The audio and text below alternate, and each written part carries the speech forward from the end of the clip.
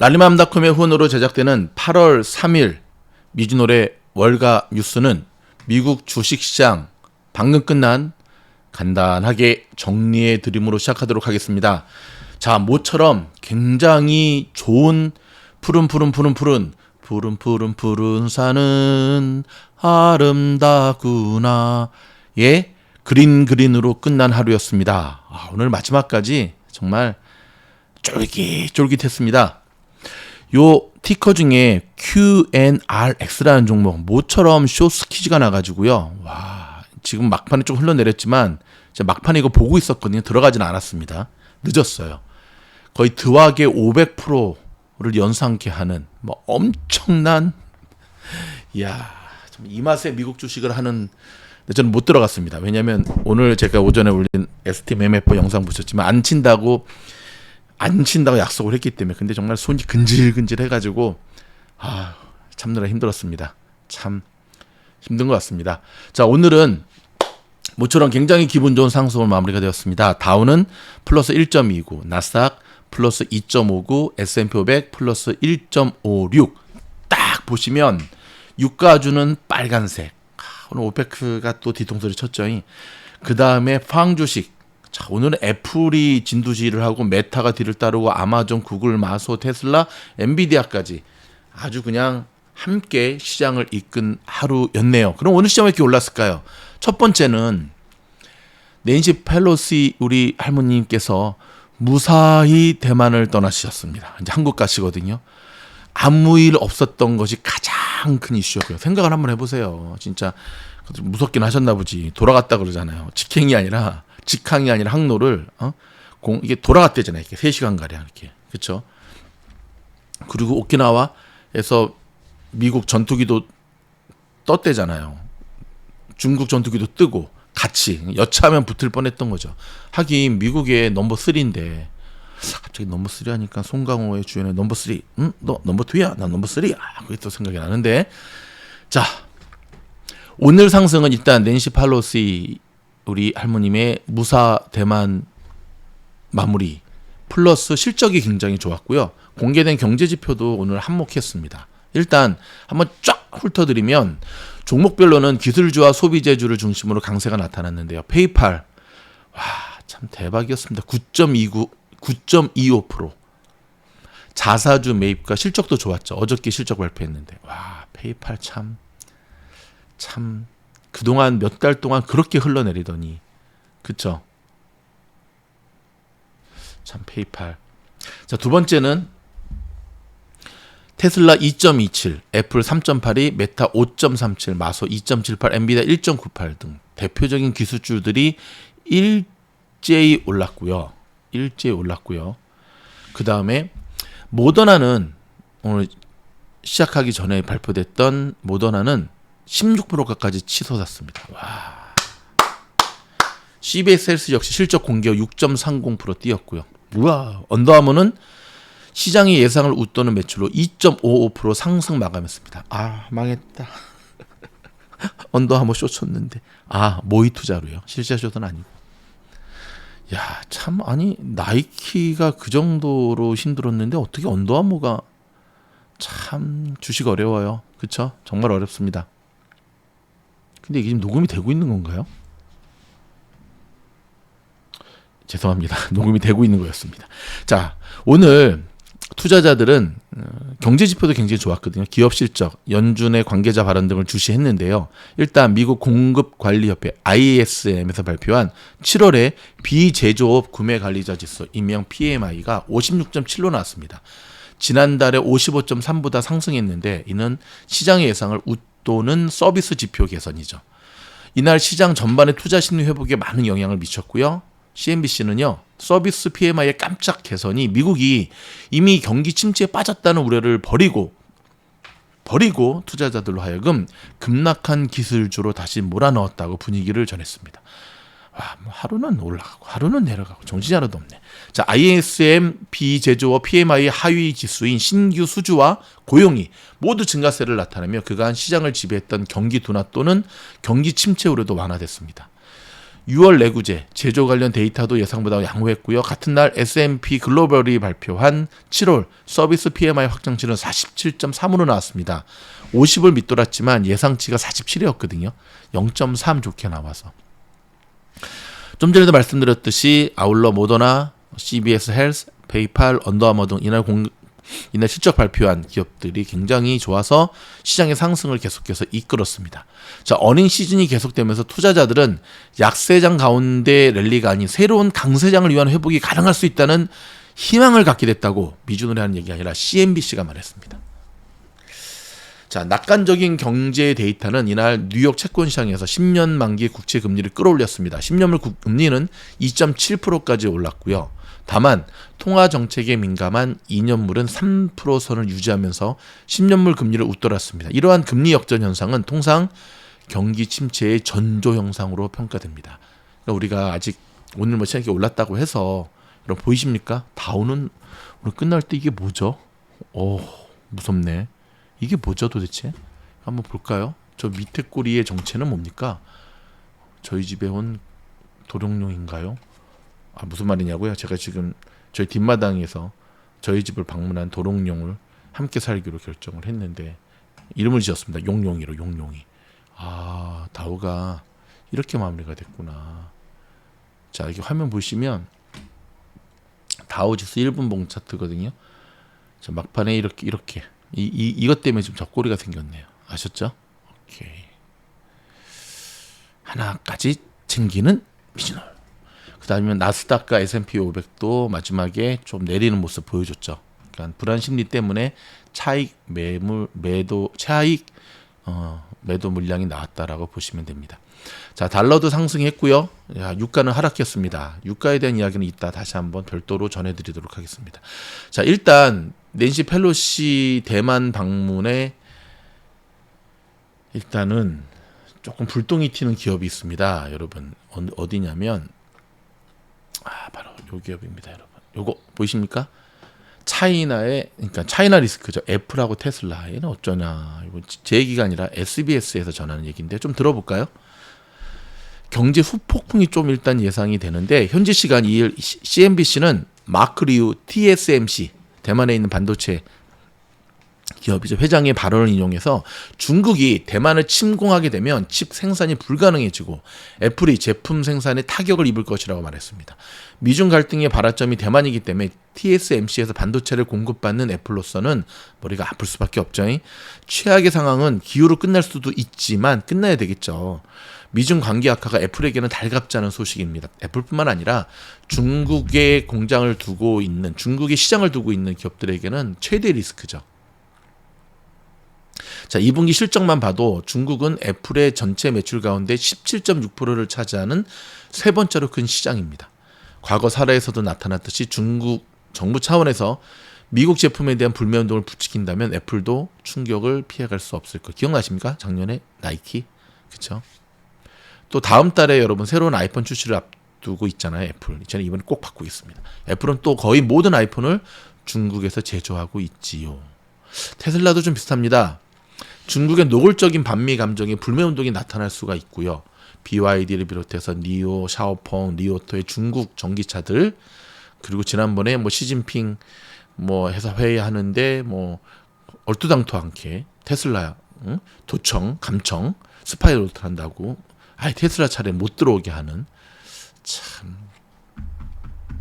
또 하나 블룸버그 통신에 따르면 세계 최대 전기차 배터리 기업 중국의 CATL이 북미 공장 설립 투자 계획 발표를 보류해버렸습니다. 한 방 먹인 거죠. 테슬라와 포드의 LEP 배터리를 공급하기로 했던 터라 고민이 깊어질 수밖에 없는 상황인데요. 이런 가운데 낸시 우리 할머님 의장님 대만 방문이 실익이 없는 무리였다는 회의적인 반응이 나오고 있기도 합니다.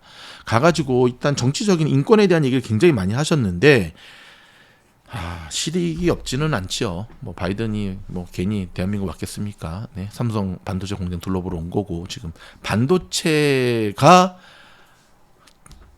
지금 키죠, 키, 그렇죠? 네, 반도체를 뺏기면 그래서 설마 중국이 대만을 침공하겠느냐? 그러니까 정치적인 관점에서 보시면 안 되고요. 지금 전 세계는 여러분 러시아가 왜 우크라이나 침공했죠? 왜 러시아가 우크라이나 침공했습니까? 바이든이 대통령이 될 때부터 어느 정도 그 전운이 감돌았죠. 지금 우크라이나 뭐 먹고 살죠? 유가, 천연가스 팔아먹고 사는데 지금 전 세계적으로 어떻죠? 네, 지금 이대로 가다가 큰일 나거든요. 근데 당장 러시아를 비롯해서 저 중동, 사우디아라비아, 뭐 바레인 그쪽 좀 석유 갖고 먹고 살았던 이들은 아직 친환경 쪽으로 아직 자기네들 석유를 다 팔아먹고 그 다음에 돼야 되는데 아직 석유, 천연가스 빼고는 먹고 살 게 없거든요. 근데 지금 분위기가 그쵸? 바로 그거거든요. 뭐니 해도 머니 갖고 싸우는 거거든요. 근데 지금 중국도 뭐 대만 저 내버려두면 어떻습니까? 하지만 TSMC 저 TSMC가 탐나는 거죠. TSMC가 탐난다고 이렇게 막 하면 안 되는데. 자, 여러분, 저는 개인적으로 파월 의장보다도 오히려 이 제임스 블러드 이 연준 위원 이분의 말이 더 신뢰가 갑니다. 여러분도 그러십니까? 이거 뭐 파월이 뭐 스스로 우물을 판 거지만, 자, 어저께 저녁에 제임스 블러드 세인트루이스 연방은행 총재죠. 어저께 인터뷰를 좀 했거든요. 근데 어저께 무슨 얘기를 했냐면, 시장의 예상보다 큰 폭의 추가 금리 예상이 있을 것이다 라는 얘기를 했습니다. 그러니까 CNBC와의 인터뷰에서도 올해 우리는 3.75에서 4%의 기준금리에 도달해야 된다. 현재 금리가 얼마냐면 2.25에서 2.5입니다. 좀 더 가야 되잖아요. 그러니까 이거를 고려하면 연말까지 총 1.5를 더 올려야 되거든요. 이야, 0.75 더블이네. 이는 시장의 예상을 넘어서는 수준입니다. 금융시장에서는 연준이 오늘 9월 기준금리를 한 0.5 정도, 그 다음 남은 두 차례 FOMC 정례에서 한 0.25 두 번에서 한 1.0 하면 한 3.25에서 3.5 정도로 예상을 했는데 안 된다. 그렇게 하면 안 된다. 못 잡는다. 안 그래도 뒷북 쳤더니 아니야. 확실히 더 가야 된다. 좀 더 써라. 이게 얘기입니다. 게다가 내년 상반기 안에 연준이 금리 인하로 돌아설 것이라는 관측이 시장에서 우세한 상황인데 여기에 대해서 이제 어제 연준 위원들이 얘기를 했죠. 그런 말 한 적 없는데 왜 자꾸 앞서가지? 근데 제가 다시 한번 어저께 파월 의장의 지난주 발표를 한번 봤거든요. 뉘앙스 살짝 풍겼더구만. 뭐 아닌 게 아니더구만. 살짝 풍겼더구만. 이제 살짝 풍겼는데 시장이 너무 그쪽으로 하니까 좀 찬물을 끼얹은 거긴 하지. 그러나 블러드 총재는 물가 상승률이 전방위적으로 방향을 바꿔 약간이 아니라 확실히 내려갔다는 증거를 얻기 위해 기준금리가 더 오랫동안 더 높이 있어야 한다고 생각한다고 강조했습니다. 저는 참고로 동의합니다. 쉽지 않겠지만 일단 뒷북치는 거에는 확실한 시장에 좀 충격을 줄 필요가 있고요. 인플레이션 잡아야죠. 인플레이션 잡아야죠. 찰스 에반스 시카고 연준 그러니까 연방준비은행 총재 또한 3번 연속 자이언트 스텝 여지를 남겼습니다. 그러니까 이번 달까지 0.7로 2번 했으니까 한 번 더 해야 된다는 거죠. 메리 데일리 샌프란시스코 연준 총재 또한 그리고 로레타 메스터 클리블랜드 연준 총재 또한 아직 갈 길이 멀다. 아직 갈 길이 멀어. 갈 길이 멀어. 우리 물린 엔비디아도 갈 길이 멀어. 네, 갈 길이 멀죠. 이들 중에 블러드 총재와 메스터 총재는 올해 FOMC 정례회에서 투표권을 행사하게 되거든요. 요즘 여러분 연준 위원들의 요 발언들 정말 꼼꼼히 챙기셔야 됩니다. 한국 미래에셋에서 제공하고 있거든요. 한편 블러드 총재는 이날 인터뷰에서 우리는 경기 침체에 들어서지 않았다며 두 개 분기 마이너스 성장에도 불구하고 강력한 노동시장을 근거로 경기 침체는 정의할 수 없다는 견해를 밝혔습니다. 여러분의 생각은? 이거에 대해서는 저는 I don't think so. 경기 침체 들어왔습니다. 자, 오페크 플러스가 오늘 증산에 대한 걸 발표를 했는데요. 참으로 우리 바이든 할아버지 실망스럽겠다. 왜 간 거야 도대체 사우디? 고공행진 유가를 안정시키기 위해 바이든 대통령이 사우디아라비아까지 가서 주먹 인사까지 하고 왔건만 오페크 플러스는 대래 증산 속도를 크게 줄여버렸습니다. 오페크와 러시아 비오페크 주요 산유국 협의체인 오페크 플러스 알죠? 3일 정례회의 이후 낸 성명에서 9월 원유 증산량을 하루 10만 배럴로 결정했다고 밝혔습니다. 뒷북 친 거죠. 그러니까 좀 비슷한 것 같아요. 뭐가 비슷하냐면 뭐든지 주도권을 뺏기지 않겠다. 그러니까는 그것만으로 지금 미국에서 바이든이 인기가 없는 이유가 그래도 트럼프 때는 뒤에서 욕할지언정 좀 무서워했거든. 좀 똘끼도 있고. 근데 지금 너무 종이호랑이 돼가지고 진짜. 여러분 어제에 이어서 오늘도 전기차 관련 종목도 굉장히 좋네요. 일단 테슬라 2% 오늘 또 상승했습니다. 와, 테슬라 한번 볼까요? 테슬라 주주분들 미주노래에서 뭐 6.7, 625까지 간다더니 뭐 잘만 가네. 에이, 그 센통이다가 아니라 저 되게 기쁩니다. 리스크 관리 차원에서 한 말이었지. 저 테슬라 주주예요. 네. 올라가면 얼마나 기뻐요. 테슬라가 가야 시장이 가는데 리스크 관리 차원에서 준비하자는 거지. 근데 뿐만 아니라 오늘 리비안 실적 발표였었죠. 리비안 4%, 니콜라도 7%.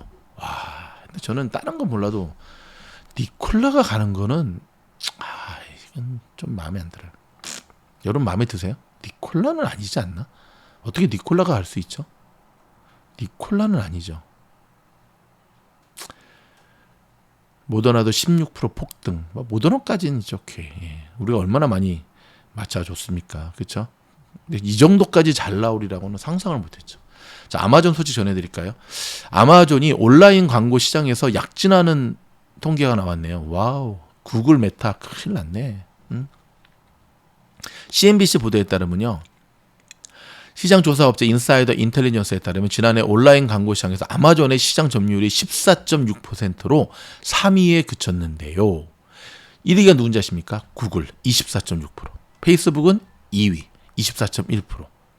10포인트 반박의 큰 격차가 났습니다. 하지만 아직까지는 좀 3등 거리가 좀 멀죠. 하지만 올해 2분기 아마존의 성장세는 구글이나 페이스북을 크게 뛰어넘었습니다. 그러니까 이런 속도로 가다가는 특히 메타 따라잡히지. 따라잡혀요. 여러분 주식이든 뭐든 올인하는 것은 참 도박인 것 같습니다. 빚까지 내서 비트코인에 대거 투자하면서 비트코인의 현물 상장지수 펀드 역할까지 자처했던, 누구 얘기하려는 줄 아시죠? 미국 소프트웨어 개발업체 마이크로 스트래티지, 이름도 어려워. 마이크로 이럴 때는 잘라서 스트래티지. 영어 발음을 해야겠네. 마이크로 스트래티지. 죄송합니다. 까불어서. 마이크로 스트래티지가 막대한 투자 손실과 주가 하락 속에 결국 CEO에서 물러났네요. 죄송합니다. 뭐 하는 거니? 마이크로 스트래티지는 스토로가 아니라 마이크로 스트래티지는 기업 이름이고 CEO는 이제 마이클 세일러잖아요. 세일러문. 자, 월스트리트 저널하고 CNBC에 따르면 1989년 회사를 창업한 이후 줄곧 CEO를 맡았던 마이클 세일러가 CEO직을 내려놓고 대신 회장직을 수행하기로 했습니다. 회장 되면 좋은 거 아닌가요? 아니지. 명목상의 회장이죠. 세일러는 이날 성명을 통해 회장직과 CEO직의 역할을 분리함으로써 비트코인 매수, 보유와 기업 분석 소프트웨어 사업 성장이라는 두 가지 기업 전략을 더 잘 수행할 수 있을 것이라고 말했습니다. 말은 그렇지만 약간의 문책성, 그렇죠?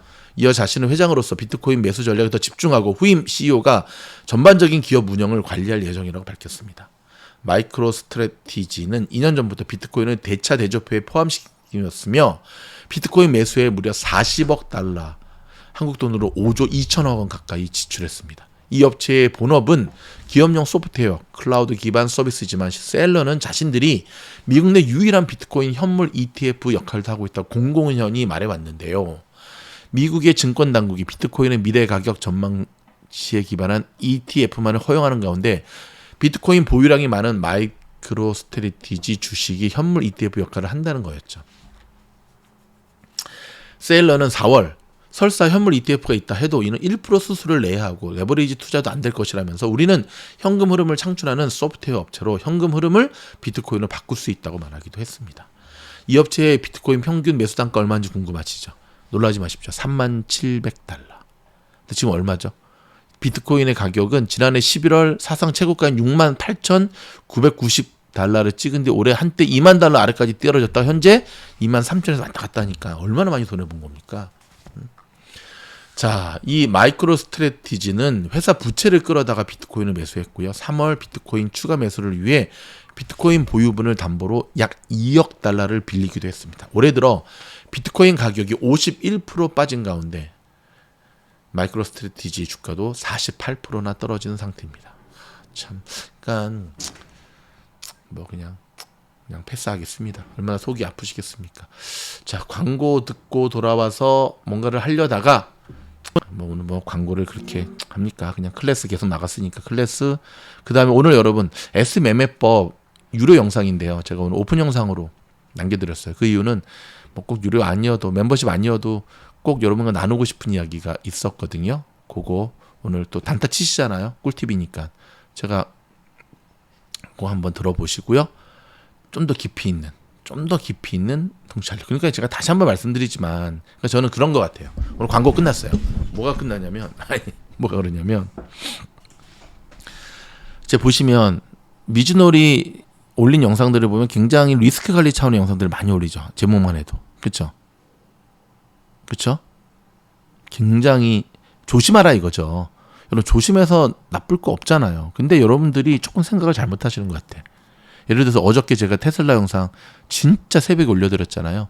900 넘은 테슬라 팔까요? 계속 가지고 갈까요? 이 영상의 핵심은 뭐죠? 장기 투자로 갈 사람들은, 평단이 낮은 사람들은 keep going. 하지만 평단이 어중간 뛰기 있잖아요. 뭐 890, 뭐 900, 그렇죠? 그 다음에 스윙 전략으로 할 사람들은 끊고 가야 되는 게 정답이죠.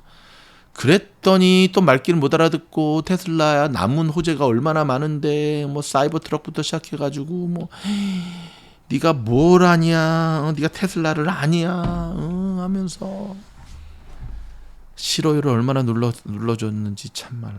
아휴 못 산다. 아휴 못 산다. 주식과 사랑에 빠지지 말라고 우리가 그렇게 공부하고 있건만 왜 그렇게 말귀들을 못 알아들으시는지. 에휴. 여러분 말고 싫어요 누른 사람. 여기서 마무리합니다.